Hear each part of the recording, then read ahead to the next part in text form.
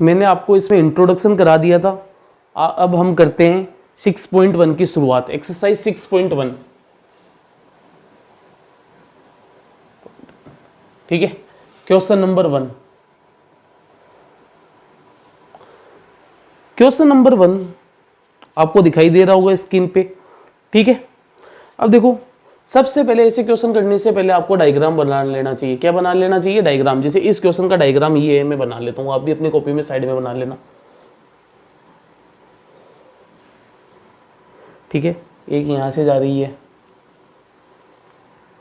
एक यहां से जा रही है, इसका नाम ई सी ए बी और डी, कुछ इस हिसाब से नाम दिया हुआ है, ठीक है। ये ओ।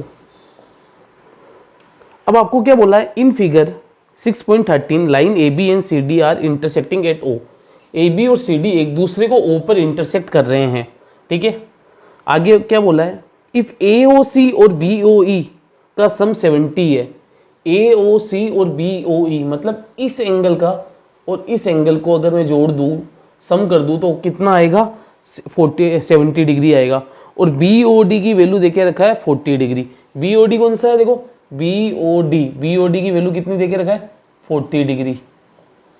अब आपसे पूछ लिया B O E and reflex of C O E, तो बी ओ ई कौन सा है? देखो, सबसे पहले आप देखो बी ओ ई, एक तो ये आपको पूछ लिया कि बी ओ ई की वैल्यू कितनी होगी, ठीक है। एक पूछा सी ओ ई का रिफ्लेक्स, तो सी ओ ई इस एंगल का रिफ्लेक्स। देखो, रिफ्लेक्स एंगल क्या होता है? मैंने आपको बताया था, अगर किसी एक पॉइंट से दो रे या दो लाइन सेगमेंट निकले तो उससे हम क्या बोलते हैं?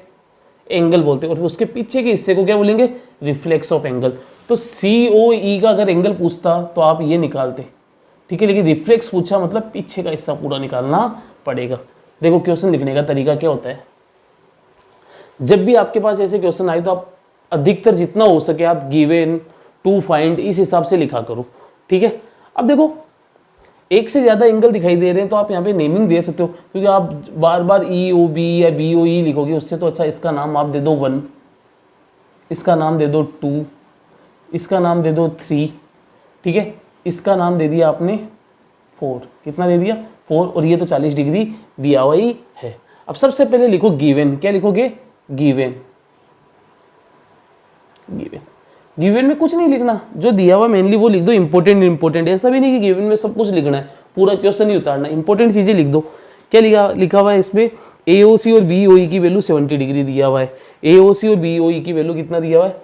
Angle AOC plus angle BOE, BOE कितना दिया हुआ है? 70 डिग्री। देखो, एओ, इसको वो है ना, एओसी और बीओई की वैल्यू कितनी दी हुई है? 70। और यहाँ पे ये भी लिख सकते हो 3 + 1 का वैल्यू कितना दिया हुआ है? 70, ठीक है। और आपको बीओडी 40 दिया हुआ है, एंड बीओडी कितना दिया हुआ है? एंगल बीओडी कितना दिया हुआ है? 40 डिग्री। मेनली ये दो चीजें दी हुई है, ठीक है, और कुछ नहीं है। अब गिवन के बाद आप प्रूव करना होता है तो टू प्रूव लिखते हैं, लेकिन अपन को तो यहाँ पे फाइंड करना है, तो क्या लिखेंगे? टू फाइंड, ठीक है। टू फाइंड आपको क्या क्या निकालना है? BOE, BOE, BOE, angle BOE की वैल्यू निकालनी है। आप एंगल बीओई को क्या नाम दिया? एंगल 1, तो एंगल 1 इक्वल टू वाट, ठीक है। BOE equal to 1, 1 equal to what. और एक आपको निकालना reflex of angle COE, reflex of angle COE, COE की वैल्यू, ठीक है। अब सुनो, अब मेरी बात सुनो। गिवन टू फाइंड, अब आप लिखोगे फाइंड, ठीक है। आप इसमें सीधा सॉल्यूशन करके भी कर सकते थे, बहुत टीचर्स आपको ऐसे भी मिलेंगे सीधा सॉल्यूशन करके करवाएंगे, ठीक है, वो भी सही है। लेकिन आप एकदम स्टैंडर्ड फॉर्म में लिखो, हो सके जितना। गिवन टू फाइंड, फिर फाइंड। अब देखो, अब मेरा टारगेट है कि मेरे को ऐसे क्वेश्चन को ध्यान से देखना चाहिए, इजी होते हैं। एक बार कोशिश करो आप जितना इससे यूज टू हो जाओगे, उसके बाद आप देखोगे कि आप खुद लिख पाओगे इनको। तो सबसे पहले आप देखो बीओई, बीओई एंगल 1 की वैल्यू निकालना, और रिफ्लेक्स सबसे पहले 1 की वैल्यू निकालो। अब आप यहाँ पे सोचो यार 1 मतलब बीओई ये भूल जाओ, 1 बोलो। 1 की वैल्यू में कैसे निकाल सकता हूँ? 1 की वैल्यू में कैसे निकाल सकता हूँ? अब 1 की वैल्यू निकालने से पहले आपने देखा यार कैसे भी करके मेरे को इस और इसकी वैल्यू पता चल जाए तो मैं 180 में से माइनस करूंगा तो ये आ जाएगा। अब देखो आप सबसे पहले जो दिया हो उसको लिखो पहले। 1 2 3 का सम कितना होगा, देखो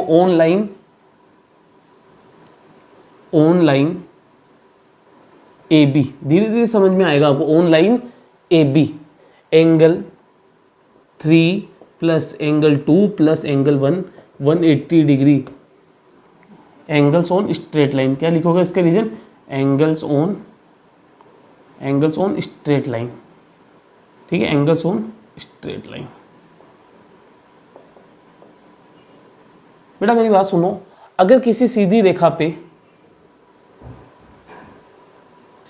पे आपको पता सीधी लाइन पे हमेशा 180 डिग्री सम होता है एंगल का। अब इसको कितने भी पार्ट्स में बांट दो आप एंगल को, तो ये एंगल ये एंगल ये एंगल ये एंगल, ये तीनों का सम, चारों का सम कितना होगा, इसका 180 डिग्री होगा या नहीं होगा। इसी को ही एंगल ऑन स्ट्रेट लाइन कहा जाता है। तो बेटा मैंने यहाँ पे देखा कि स्ट्रेट लाइन है, इसका पूरा टोटल 180 डिग्री होगा। ये 3 है, ये 2 है, ये 1 है, तो 3 2 1 का सम भी कितना होगा, 180 डिग्री होगा या नहीं होगा। तो 3 2 1 को आप किसके बराबर लिख सकते हो, 180 के बराबर लिख सकते हो।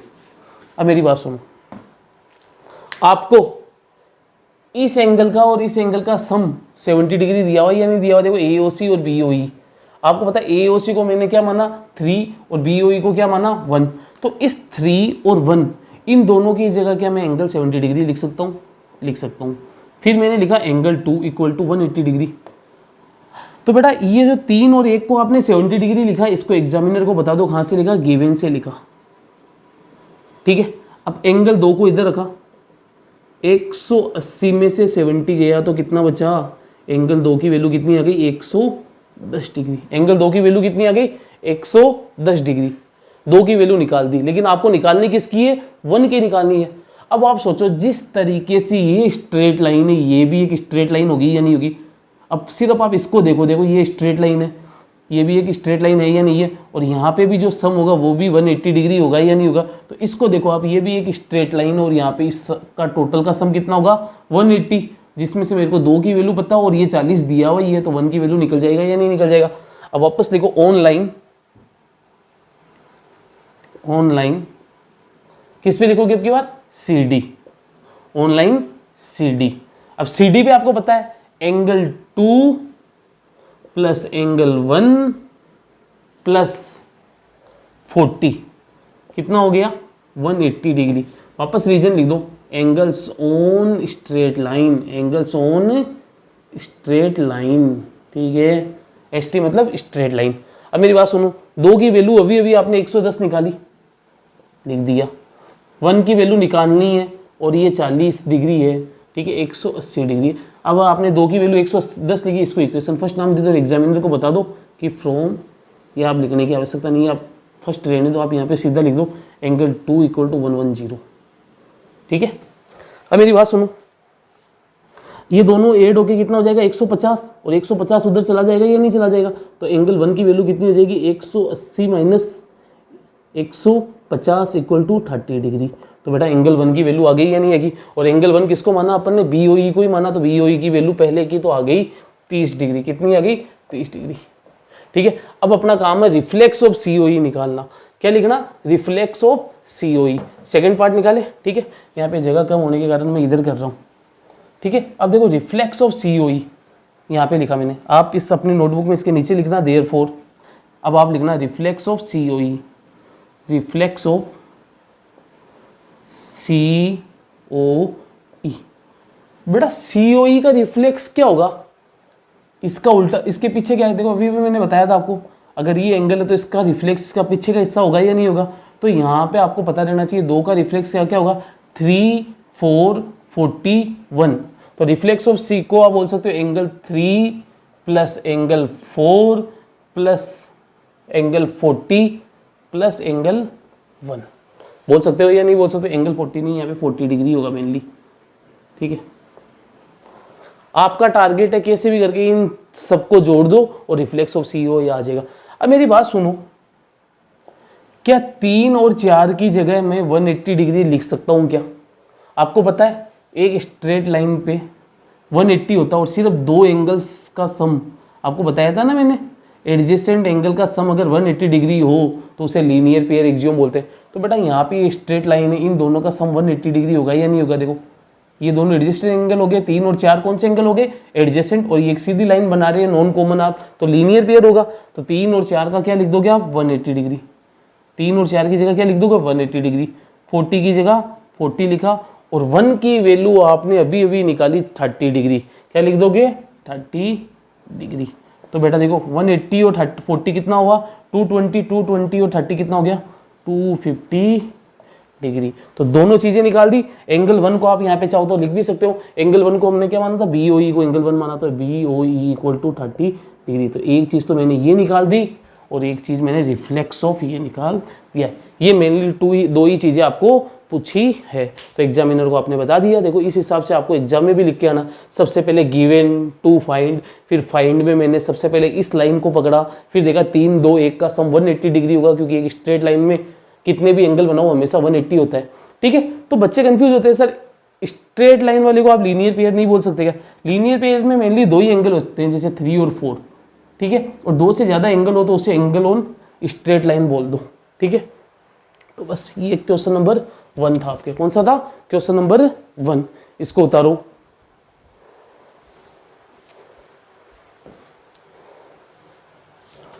अब करते हैं हम क्वेश्चन नंबर 2।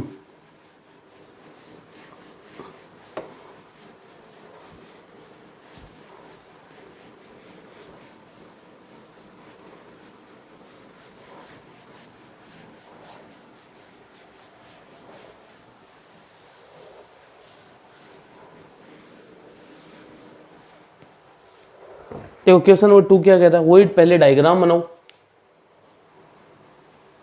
इसको सोल्व करना स्टार्ट करो। अब डायग्राम क्या है, देखो डायग्राम यहाँ पे बना दो। एक ऐसे रे दी हुई है, सीधी लाइन दी हुई है, ठीक है।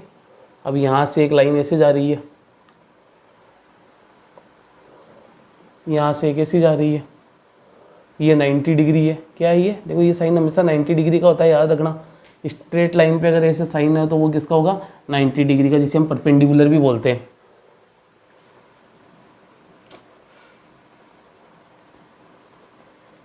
स्ट्रेट लाइन और ये 90 डिग्री, ठीक है। अब बेटा इस एंगल की वैल्यू देके रखा है A, इसकी देके रखा है B, इसकी देके रखा है C, और ये के अंदर सेंटर तो O मानते ही हैं अधिकतर, ठीक है। मेनली ये दे दिया आपको, ये M P X Y and N। अब क्वेश्चन पढ़ते हैं अपन, तो जैसे जैसे पढ़ते जाओ गिवन लिखते चलो। Line XY and MN intersect at O। XY and MN एक दूसरे को O पे काट रही है। इफ POY 90 डिग्री नहीं भी बोलता तो इस साइन को देख के हम 90 डिग्री बोलते हैं इसको। और A और B का रेशियो दे दिया, इस A और B का रेशियो दे दिया 2:3, और C की वैल्यू पूछ ली, इस C की वैल्यू पूछ ली। तो गिवन में आप सबसे पहले लिख दो, क्या देखे रखा, एंगल POY 90 डिग्री। दूसरी चीज देके रखा है A और B का रेशियो देके रखा है, A और B का रेशियो कितना देके रखा है, 2:3। आपको पूछ क्या लिया, 2 फाइंड में लिख दो।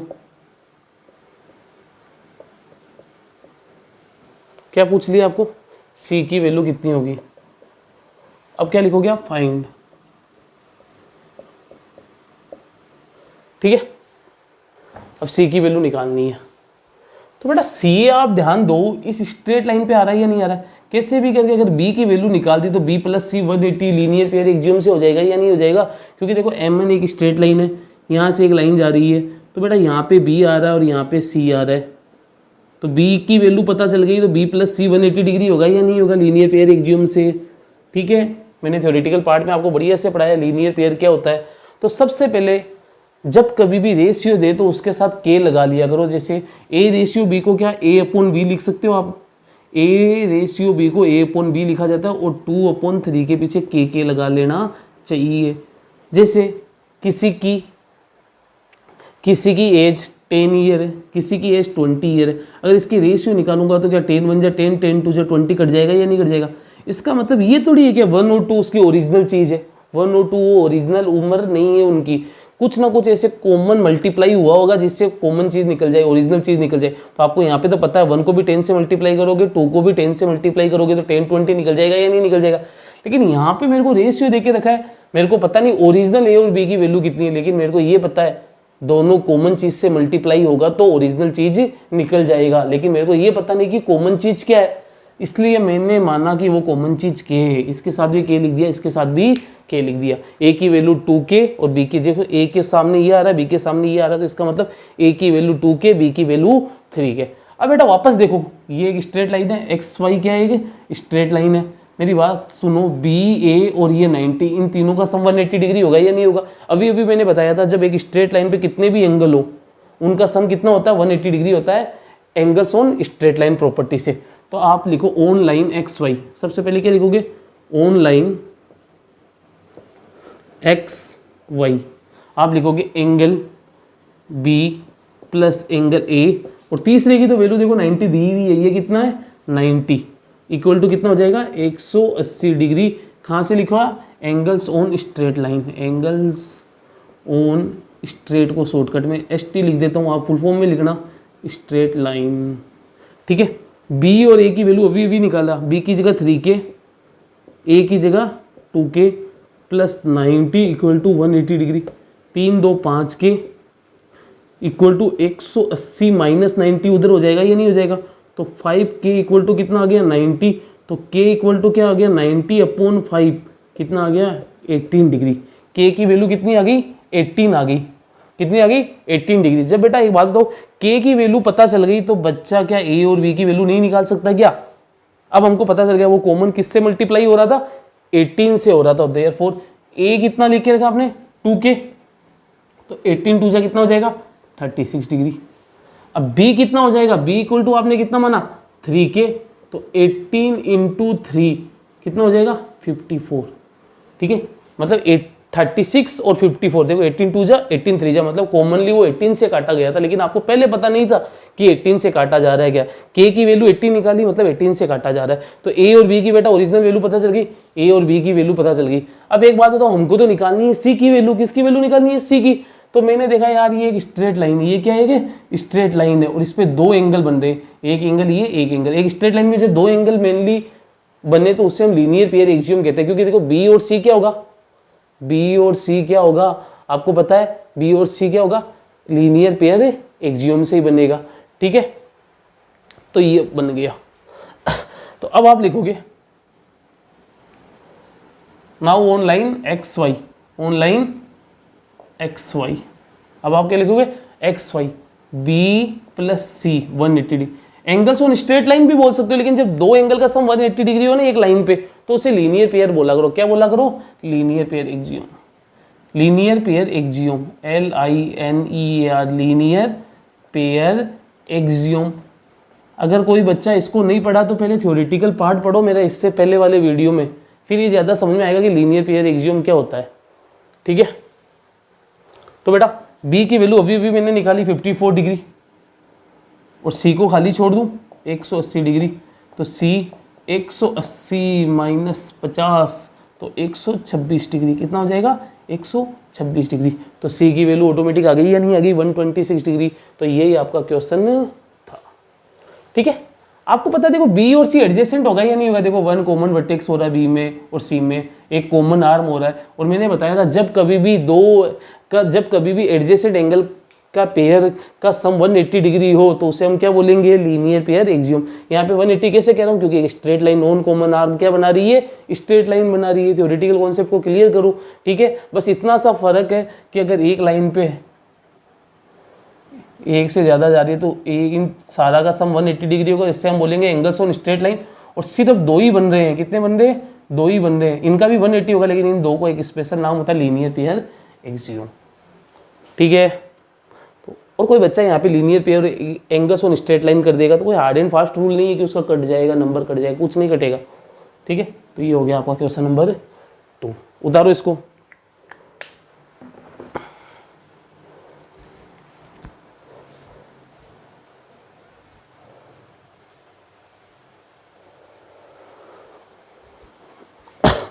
अब मैं कराता हूँ आपको क्वेश्चन नंबर 3।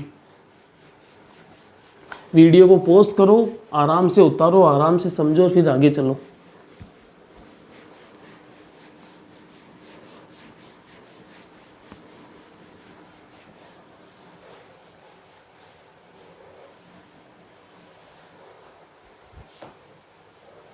अब हम करते हैं क्वेश्चन नंबर 3। तो क्वेश्चन नंबर 3 में वापस एक डायग्राम दे दिया, डायग्राम बना लो। आपको भी नोटबुक में बनाना, जैसे मैं लिखा रहा हूँ ना वैसे नोटबुक में बनाते चलो आप। ये यहाँ से यहाँ गया, यहाँ से यहाँ गया, इसका नाम पी क्यू आर, ये एक एंगल हो गया, ये एक एंगल हो गया, ठीक है। ये चीज़ देखे रखा, ये एस, ये टी। अब सुनो क्या देखे रखा, गिवन लिखो। अब की बार देखो प्रूव करना है, तो वही चीज़ है, गिवन टू फाइंड की जगह टू प्रूफ लिख दो, फाइंड की जगह प्रूफ लिख दो। तो गिवन लिखा सबसे पहले, क्या लिखा बेटा, गिवन। गिवन में आपको क्या क्या देख के रखा है, एंगल पी क्यू आर और पी आर क्यू आपस में बराबर है। एंगल पी क्यू आर बराबर है एंगल पी आर क्यू के। किसके बराबर है, एंगल पी आर क्यू के। देखो पी क्यू आर मतलब ये वाला एंगल, पी आर क्यू मतलब इस वाले एंगल के बराबर है, ठीक है। बस दो ही चीज देके रखा, कुछ नहीं देखे रखा। गिवन के बाद आप लिखोगे टू प्रूफ। क्या लिखोगे, टू प्रूफ। कौन सी बात आपको प्रूव करनी है, टू प्रूफ मतलब जो प्रूव करना है। क्या प्रूव करना है, angle P Q S, angle P Q S. हमेशा याद रखना बीच में वही आएगा जो एंगल पूछे, पी क्यू एस बराबर होगा एंगल पी आर टी के, ठीक है, एंगल पी आर टी। तो पी क्यू एस किसके बराबर होगा, पी आर टी के। तो P Q S P R T, ये दोनों तो बरोबर देखे रखा। देखो ये और ये तो बरोबर देखे रखा, और आपको पूछा कि आप प्रूव करो कि ये भी बरोबर होगा। जब किसी ट्राइंगल में ये दो एंगल बरोबर होते हैं तो बाहर वाले एंगल भी बराबर होंगे। इस बात को आपको प्रूव करना है, गिवन टू प्रूव। अब हम क्या लिखेंगे, जैसे वहाँ पे फाइंड लिखते थे ना, यहाँ पे लिखेंगे प्रूफ, मतलब मैं प्रूफ करने जा रहा हूँ, PROOF, ठीक है, प्रूफ। अब इस चीज को लिखे, सबसे पहले इनका नेमिंग दे लो। इसका नाम दे दिया 1, इसका नाम दे दो चलो 1 2 3 4। नेमिंग देने से क्या होता है, आपको बार बार एंगल नहीं लिखना पड़ेगा। तो एक बात बताओ बेटा, 2 और 3 तो बराबर आपको पता, और 1 और 4 बराबर करना। देखो इतनी देर में ऐसे बोल रहा था SQP और PRT या TRP को बराबर करो, ठीक है। जैसे एंगल Q चाहिए ना, तो आप इसको SQP भी बोल सकते हो, PQS भी बोल सकते हो। अब मेरे को सिर्फ 1 बोलना पड़ेगा। क्या बोलना पड़ेगा, 1। अब बेटा एक बात सुनो, ये एक स्ट्रेट लाइन है या नहीं है, इस पे ये लाइन जा रही है, तो बेटा इन दोनों का सम 180 डिग्री होगा या नहीं होगा, लीनियर पेयर एक्सियोम से। तो आप लिखो on line ST, on line ST। कौन सी line, ST। Angle 1 plus angle 2 कितना होगा, 180 डिग्री। कितना होगा, 180 डिग्री। 180 डिग्री कहाँ से आया, linear pair axiom, linear pair axiom, ठीक है। सिमिलरली इसी तरीके से हम कह सकते हैं बेटा इस लाइन पे एक PR भी है या नहीं, तो 3 और 4 का भी, जैसे 1 और 2 180 डिग्री है, तो यहाँ पे भी एक लाइन जा रही है, तो 3 और 4, यहाँ पे भी एक रे है। देखो स्ट्रेट लाइन में इस साइड भी रे और इस साइड भी रे। अगर इन दोनों का सम 180 डिग्री है तो इधर भी तो 180 डिग्री होगा ही ना। तो 3 और 4 का भी क्या होगा, 180 डिग्री। यहाँ पे भी लिख देना लीनियर पेयर एक्सियोम, शॉर्टकट में लिख रहा हूँ LPA, लेकिन आपको फुल फॉर्म में लिखना है। तो बेटा इसका नाम तो दिया मैंने फर्स्ट, इसका नाम दिया सेकंड। कैसे भी करके इक्वेशन फर्स्ट और इक्वेशन सेकंड से अगर मैं 1 और 4 को बराबर कर दूं तो अपना काम हो जाएगा।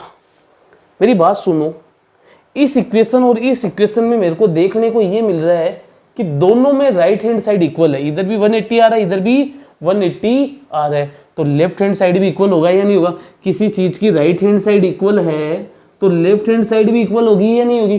तो बेटा यहां से आप लिख सकते हो from equation first and second,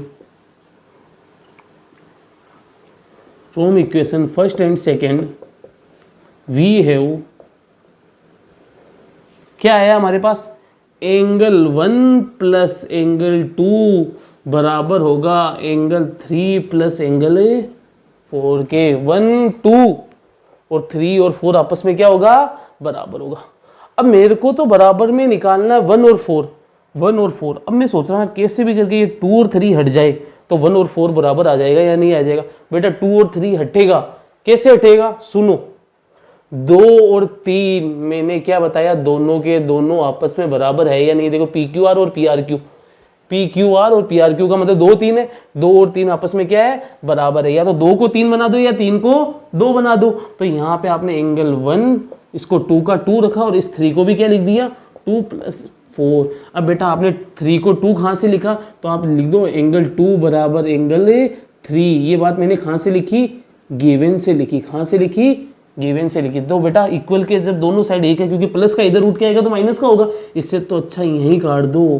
क्योंकि अगर एक इक्वल के इधर देखो x + 3 है और इधर y + 3 है, देखो इक्वल के साइड ये +3 इधर भी +3, तो कट जाएगा, क्योंकि +3 इधर आएगा तो -3, तो सीधा ही काट दिया करो। इक्वल के अगर दोनों साइड अगर कोई भी चीज़ सेम है और उनका साइन सेम है तो वो कट जाएंगे। तो यहाँ से क्या निकल के आ गया, एंगल 1 = एंगल 4। आप एंगल 1 और एंगल 4 को क्या लिख सकते हो, जो ओरिजिनल नाम दिया हुआ है एंगल PQS बराबर, इट इम्प्लाइज मतलब ये दर्शाता है PQS बराबर PR, ठीक है। हैंस प्रूव्ड, HP मतलब हैंस प्रूव्ड फुल फॉर्म लिख देना आप, ठीक है। जब 1 4 बरोबर है और 1 किसको माना, PQS को माना, और 4 किसको माना, PRT को, तो लास्ट में नाम लिख दो PQS बराबर PRT। क्योंकि एग्जाम में तो ऐसे लिखा हुआ नहीं था, नहीं ये 1 और 4 को प्रूव करो, आपको तो PQS PRT को आपने तो बार बार जैसे जितनी जगह आपने 1 2 3 4 लिखा वहां जगह इतने बड़े एंगल लिखते तो कितना बड़ा क्वेश्चन जाता, इसलिए मैंने इनका एक नेमिंग दे दिया, ठीक है। तो इसी के साथ क्वेश्चन नंबर 3 भी आपका कंप्लीट हो गया। उतारो इसको। अब हम करते हैं क्वेश्चन नंबर 4।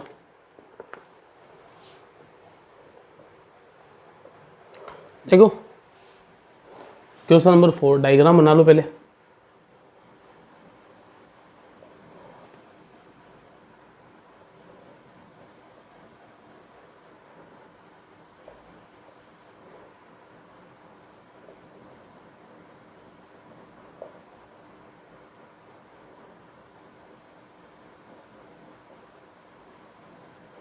ठीक है, ये डायग्राम बन गया।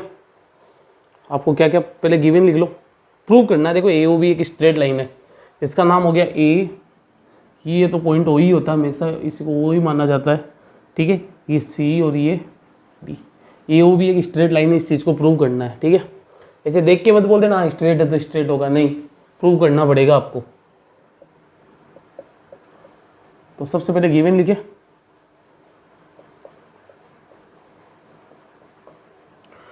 गिवन में देखो आपको क्या दिख रखा है, x + y का सम w + z के सम के बराबर होगा। जो x + y दिखाई दे रहा है ना आपको फिगर में, उन दोनों को जोड़ने पे वही आएगा जो w + z को जोड़ने पे आता है। तो इसी चीज को लिख दो ना, x + y = w + z, ठीक है। और कुछ नहीं है, AOB स्ट्रेट लाइन। तो अब आप लिखो टू प्रूव, क्या लिखोगे, to prove AOB is a straight line, is a straight line।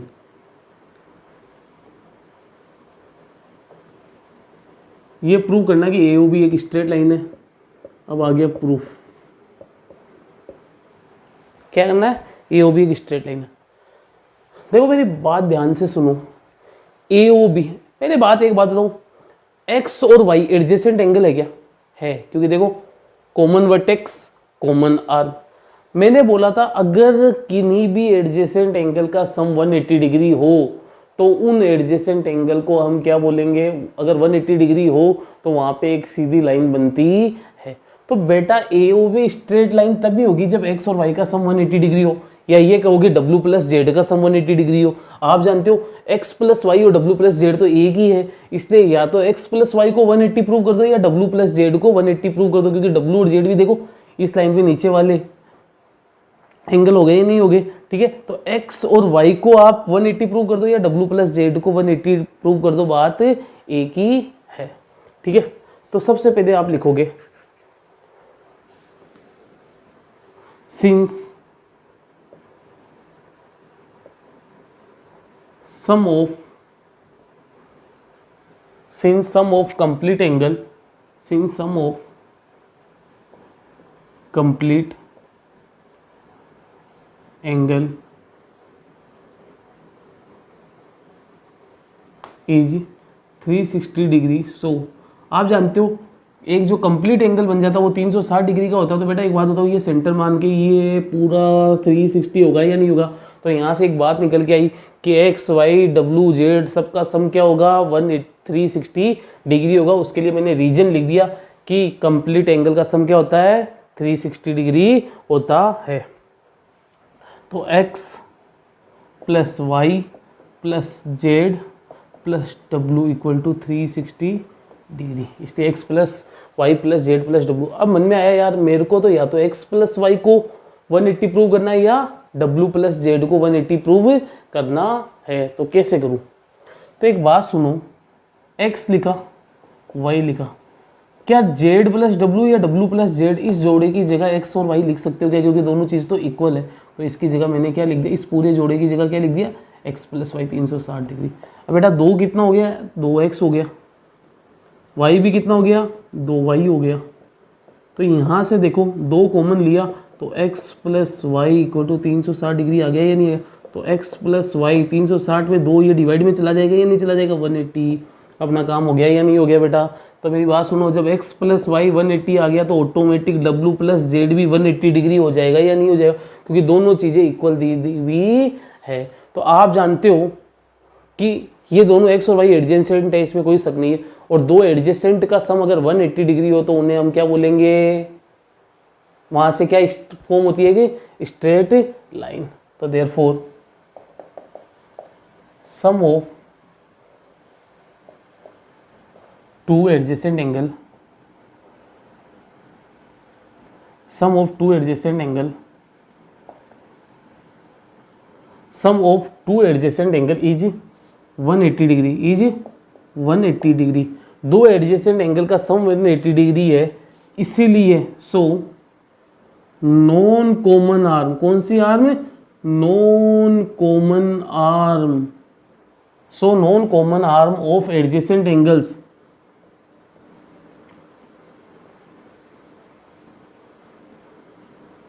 Form a, क्या फॉर्म करता है, a straight line, straight line. तो therefore A O B is a straight line, A O B is a straight line, hence proved. मैंने क्या लिखा यहाँ पे, मैंने ये लिखा कि जब कभी भी दो एडजेसेंट एंगल का सम 180 डिग्री हो, जब कभी भी एडजेसेंट एंगल का पेयर का सम 180 डिग्री हो, तो वहां पे जो नॉन कॉमन आर्म होती है, देखो एक्स और वाई एडजेसेंट एंगल की नॉन कॉमन आर्म क्या है, ए ओ और ओ बी। जो नॉन कॉमन आर्म होती है वो ऑलवेज और ऑलवेज एक स्ट्रेट लाइन फॉर्म करके देती है। जब कभी भी एडजेसेंट एंगल का सम 180 डिग्री हो, एडजेसेंट एंगल का सम कितना हो, 180 डिग्री हो, तो उस केस में जो नॉन कॉमन आर्म होती है वो एक स्ट्रेट लाइन फॉर्म करके देती है। तो sum of two adjacent angle is 180 degree, so non common arm of adjacent angle form a straight line. तो therefore A O B is a straight line. ऐसे देख के प्रूव नहीं करना ए ओ बी एक स्ट्रेट लाइन है, ठीक है। तो अपने मन में एक ही चलना चाहिए यार, एक्स और वाई एडजेसेंट एंगल है, अगर इन दोनों को मैं 180 प्रूव कर दूं तो हमारा काम हो जाएगा कि हम कह सकते हैं कि non common arm form a straight line when sum of two adjacent angle is 180 degree. तो ये था आपका प्रूव्ड, एचपी मतलब hence proved given to prove कर दिया। यहाँ के बाद आप यहाँ से लगाना और इस जगह से लेना, ठीक है। तो ये क्या था आपके क्वेश्चन नंबर 4। उतारो इसको।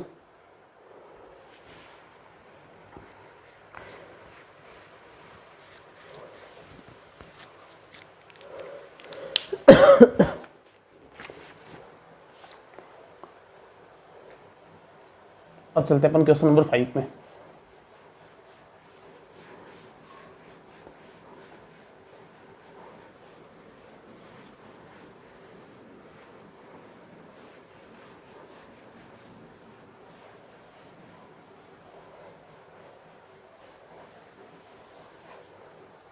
किसमें चलते हैं, क्वेश्चन नंबर 5 में। सुनो,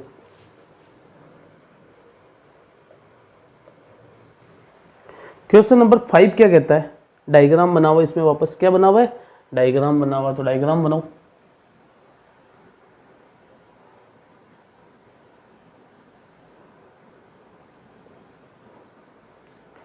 P Q R S O, ये 90 डिग्री हो गया। ठीक है, तो आपके लिखा हुआ P O Q is a line, P O Q is a line. ठीक है, ray O R is perpendicular on P Q, ray O are एक रे इस पे परपेंडिकुलर, देखो 90 डिग्री है या नहीं, परपेंडिकुलर मतलब 90 degree. O S is another ray lying between rays O P and O R, O P और ओ आर के बीच में एक ओ एस भी रे है। ठीक है, इतना ही बोला है, ओ पी और ओ आर के बीच में एक रे अनदर रे है जिसका नाम क्या है, ओ एस। कोई बाइसेक्टर मत समझ लेना इसको कि बाइसेक्टर है, ऐसे ही बोल दिया कि ओ पी और ओ आर के बीच में एक रे है। आगे प्रूव डेट की आर ओ एस ये वाला एंगल किसके बराबर होगा, हाफ ऑफ किसका, आधा क्यू ओ एस इस पूरे एंगल का माइनस पी ओ एस, इस क्यू ओ एस में से पी ओ एस को माइनस करने के बाद जो भी आएगा उसको अगर आधा कर दूंगा तो आर ओ एस आ जाएगा। मतलब प्रूफ थोड़ा अजीब सा है। ठीक है, जब कभी भी प्रूफ अजीब सा हो तो उसी प्रूफ में उसका प्रूफ छुपा हुआ रहता है। मैंने क्या बोला, जब कभी भी प्रूफ अजीब सा दिखाई दे तो उसी प्रूफ में उसका प्रूफ छुपा हुआ होता है। देखो अभी समझ में आएगा क्या बोल रहा हूं मैं। सबसे पहले गिवन लिखो, गिवन क्या लिखा आपको, गिवन में कुछ नहीं देके रखा, mainly P O Q is a line. ठीक है, आप ये सीधा बना दो कि O R perpendicular P Q, O R perpendicular P Q, O R perpendicular P Q. ठीक है, यहाँ पे से थोड़ा सा लिख दो क्योंकि ज़्यादा गिवन दिखाई नहीं दे रहा, तो आप लिख दो P O Q is a straight line, is a straight line where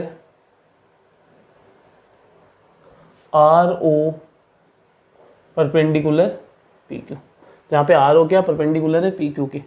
अब टू प्रूफ क्या करना, R O S angle R O S half of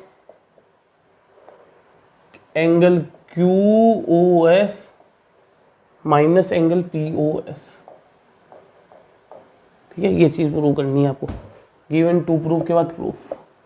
मैंने अभी आपको बोला जब कभी भी अजीब सा प्रूव करना हो तो उस अजीब से प्रूफ में ही उसका प्रूफ छुपा हुआ है, तो इसी को सोल्व करो, कुछ ना कुछ आपको इसका शॉर्ट निकल के आएगा।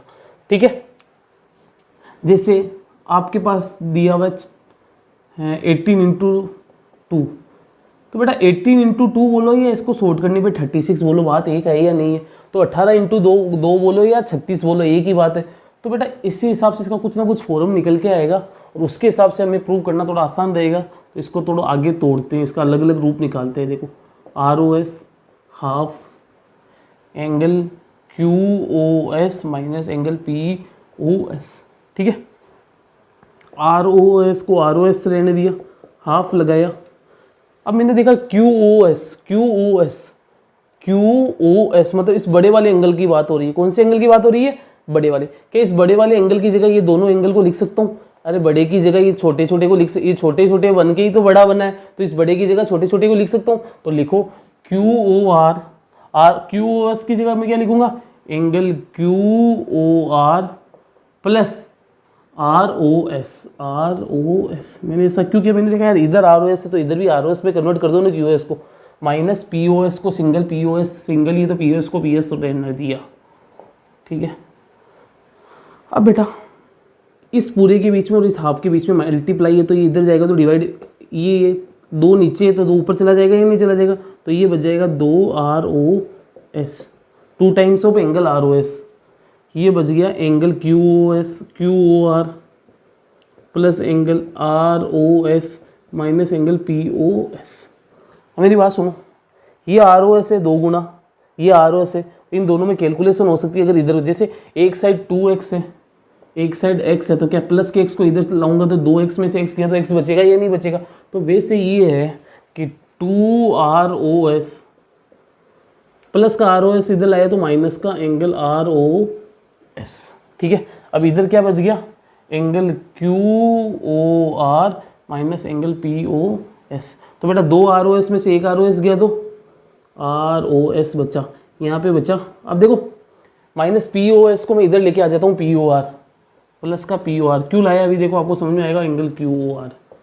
तो बेटा एक बात बोलो, ये बोलो या ये बोलो, है तो इसी का ही फॉर्म में, जैसे अभी बोल रहा था ना, ये 36 है, ये 2 × 18 है, तो 36 बोलो या 2 × 18 बोलो, बात एक ही है।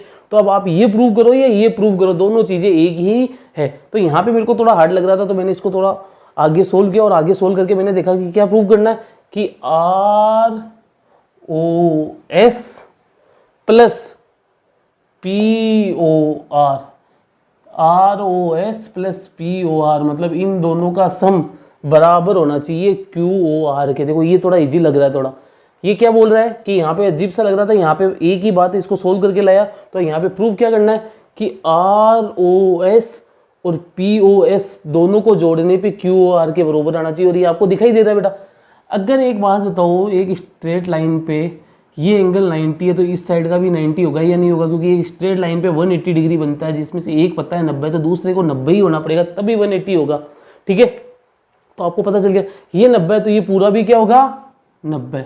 ये जब ये पूरा 90 होगा तो ये दोनों टुकड़े भी क्या होंगे 90। तो सीधा बात हो गई या नहीं होगी प्रूफ। तो आप लिख सकते हो, तो देयरफॉर हेंस, सीधा ही लिख दो ना, hence P O Q R O Q, angle R O Q बराबर होगा,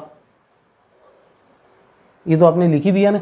तो हेंस आप जानते हो बेटा इन दोनों का सम क्या है, आर ओ एस और पी ओ को आप क्या कह सकते हो 90 डिग्री, इसको भी क्या कह सकते हो 90 डिग्री। तो ये हो गया या नहीं हो गया बरोबर। तो हेंस बेटा इसकी जगह आप ये लिख दो, अब जो एग्जाम में प्रूव कर, hence angle R O S बराबर half of angle Q O S minus angle P O S, बस हेंस प्रूव्ड।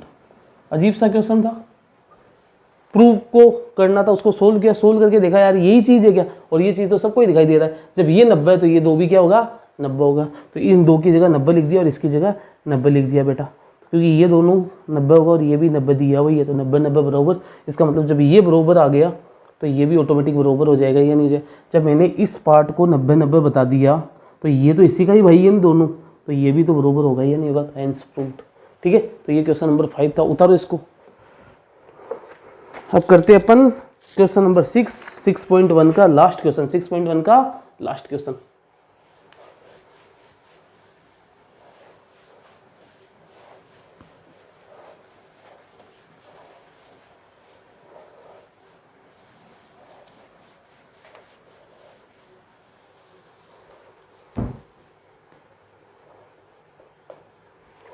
लास्ट क्वेश्चन क्या कह रहा है, देखो इसमें डायग्राम दिया हुआ नहीं है, आपको डायग्राम बनाना है। In given that X Y Z equal to 64 degree, X Y Z, Y बीच में आना चाहिए, एक्स वाई जेड कितना है 64 डिग्री, कितना डिग्री दिया हुआ है 64 डिग्री।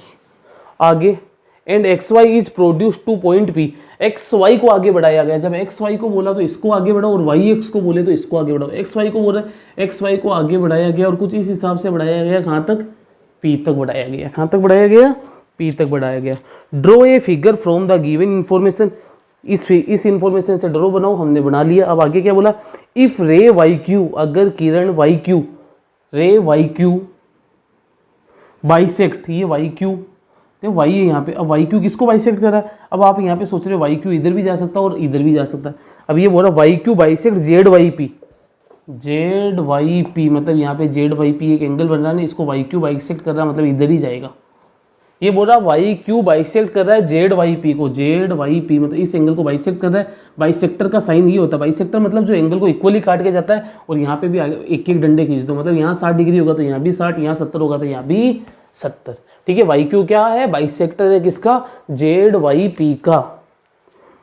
अब आपको फाइंड करना है एक्स वाई क्यू, आपको क्या क्या फाइंड करना है एक्स वाई क्यू, ये बड़ा वाला एक्स वाई क्यू। देखो ये 64 इतना तो अच्छा पता है, अगर ये और पता चल जाए तो इसमें ये जोड़ दूंगा तो पूरा एक्स वाई क्यू आ जाएगा या नहीं आ जाएगा। दूसरी चीज आपको फाइंड करनी है X Y P, reflex of Q Y P, Q Y P का रिफ्लेक्स मतलब ये तो हो गया इसका मेन, और रिफ्लेक्स मतलब पीछे का हिस्सा। ठीक है, तो इसको लिखो पहले, गिवन क्या दिया हुआ आपके पास, angle X Y Z equal to 64 degree. उसके बाद आपको दिया हुआ है कि वाई क्यू बाइसेक्स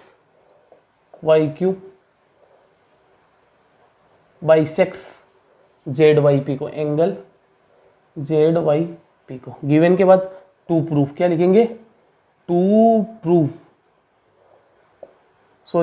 फाइंड, क्या लिखेंगे, टू फाइंड करना है ना, प्रूव नहीं करना, वैल्यू निकालनी है। टू फाइंड किसकी वैल्यू निकालनी है, एक्स वाई क्यू की, एंगल एक्स वाई क्यू की, और निकालना है reflex of Q Y P, reflex of Q Y P. ये दो चीजें निकालनी है, अभी इसका कोई काम नहीं है किताब का। अब सीधा यहां से देखते हैं, ठीक है। एक्स वाई क्यू, तो एक्स वाई क्यू बड़े वाले पे काम करते हैं। एक्स वाई क्यू मतलब ये एंगल अब दिमाग में आ रहा है यार, कैसे भी करके अगर ये एंगल निकाल दूं तो ऑटोमेटिक ये वाला जोड़ दूंगा तो आ जाएगा या नहीं आ जाएगा।